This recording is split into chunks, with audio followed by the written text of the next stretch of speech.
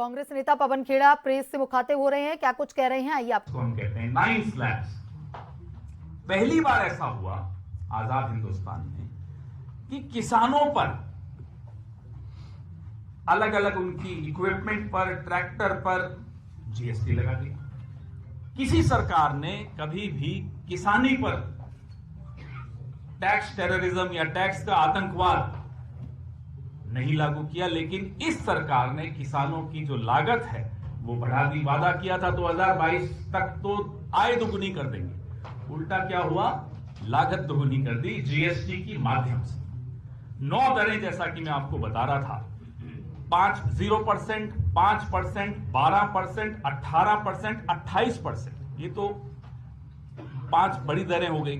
फिर 0.25% एक और दर, फिर 3% की एक और दर स्पेशल कैटेगरी, और फिर कुछ ऐसे कॉम्पोजिशन स्कीम में 1.5%, 6%, अलग अलग इतनी दरें आपने बना दी। फिर आप कहते हो कि आप सरलीकरण की दिशा में जीएसटी लागू कर रहे हो। कौन सा सरलीकरण है? और 5 साल में, अभी एक तीसरा आंकड़ा मैं आपको देना चाह रहा हूं जो बहुत चौंकाएगा आपको, और आप हैरान हो जाएंगे कि आप वोट भी देते हैं, आप टैक्स भी देते हैं, और आपको जो सुविधाएं मिलती है वो कैसी मिलती है। 5 साल में इनकम टैक्स 240% वृद्धि हुई इकट्ठा करने में, और जीएसटी की संग्रह में 170%, 177% वृद्धि हुई। अब आप आंख बंद करके सोचिए कि इसका लाभ आपको क्या मिला, आपके परिवार को क्या मिला, आपके शहर को क्या मिला, आपके राज्य को क्या मिला, और आपके देश को क्या मिला। भाई आप अगर टैक्स दे रहे हो तो कुछ सोच कर दे रहे हो कि भाई मुझे लाभ मिलेगा, मेरी सड़कें अच्छी होंगी, मेरे जीवन का स्तर अच्छा होगा, मेरे को बिजली अच्छी मिलेगी, पानी अच्छा मिलेगा, रोजगार के अवसर मिलेंगे, परिवार को लाभ होगा, लेकिन कुछ नहीं मिलेगा, कुछ नहीं मिला। बेतहाशा वृद्धि, और नतीजा कुछ नहीं, 0। कोई रोबोट हो या कंप्यूटर हो तो शायद जीएसटी को समझ पाए। विदेशों में एक्सपर्ट्स ने प्रयास कर लिया कि भारत के जीएसटी को थोड़ा समझें, परिभाषित करें, सरल करें, कोई नहीं कर पाया। यहां तक कि जो अरविंद सुब्रमण्यम नाम के व्यक्ति हैं, मुख्य आर्थिक सलाहकार रहे हुए हैं प्रधानमंत्री के, और जीएसटी के आर्किटेक्ट कहूंगा मैं उनको, वो खुद कहते हैं कि ये एक राष्ट्रीय त्रासदी है, इट्स अ नेशनल ट्रेजेडी। स्वर्गीय डॉक्टर मनमोहन सिंह ने 2017 में जब जीएसटी बन गई, लागू हो गई, तब मनमोहन सिंह जी ने बड़ी अच्छी एक बात कही, बड़ा अच्छा स्टेटमेंट दिया कि हम तो खुद जीएसटी के पक्ष में थे, हम लागू करना चाहते थे, लेकिन जिस तरीके से ये जीएसटी बिना देखभाल और पर्याप्त तैयारी के, ये उन्हीं के शब्द हैं, जिस तरह से ये लागू हो रही है, ये गरीब और मध्यम वर्ग को लूटने की नीति है, ये डॉक्टर मनमोहन सिंह ने कहा था। और उनकी बात आज, इसी 10-15 दिन पहले उनका देहांत हुआ, उनकी बात आज सबको याद आ रही है कि वाकई सही कहा था उन्होंने, जीएसटी एक चोट है हम सब पर।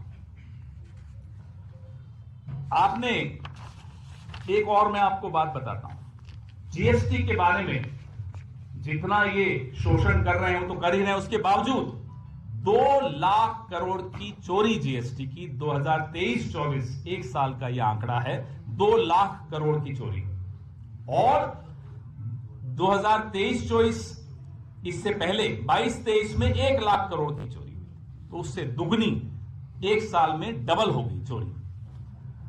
और इनपुट टैक्स, आप में से कई लोग समझते हैं, इनपुट टैक्स क्रेडिट जो है, इसमें जो धोखाधड़ी हो रही है, 35,132 करोड़ रुपए की चोरी वहां हुई, जो अभी पकड़ी गई। जो नहीं पकड़ी गई वो पता नहीं कितनी होगी। जो मैंने आपको किसानों का बताया, हमने, कांग्रेस पार्टी ने जो 2024 का चुनाव था उसमें अपने मैनिफेस्टो में जानबूझकर ये इसीलिए लिखा था कि जीएसटी 2.0 की अब आवश्यकता है। जो 2017 में लागू हुआ वो फेल हुआ है, और 2.0 हमने इसलिए वादा किया था कि आम लोगों पर उसका बोझ, टैक्स का, कर का कम हो। हाल के महीनों में मोदी जी ने हमारे घोषणा पत्र की कई बार नकल करते हुए पकड़े गए। हम उनसे आग्रह करते हैं कि एक बार और नकल कर लीजिए हमारे घोषणा पत्र और जीएसटी 2.0 को लागू कीजिए, नहीं तो आज जयपुर में आप सबकी उपस्थिति में टीकाराम जूली गवाही देंगे कि जीएसटी का full form Gabbar Sitharaman tax हो चुका है। गब्बर सिंह तो पुरानी बात हो गई, अब नया गब्बर सिंह आया है, गब्बर सीतारमण टैक्स। और इससे लोग आत्महत्या तक के केसेस सामने आए हैं। यह स्थिति जीएसटी की हो गई है। यह महत्वपूर्ण मुद्दा है। कोई राजनीतिक दल मध्यम वर्ग के लिए आवाज नहीं उठाता कांग्रेस के अलावा।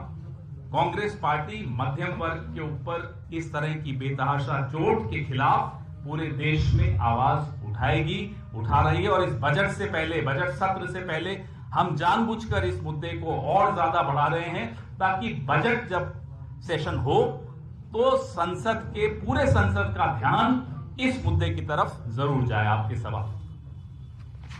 अशोक गहलोत जी ने कल कहा है कि दिल्ली में कांग्रेस की सरकार बनने की संभावनाएं लग रही हैं।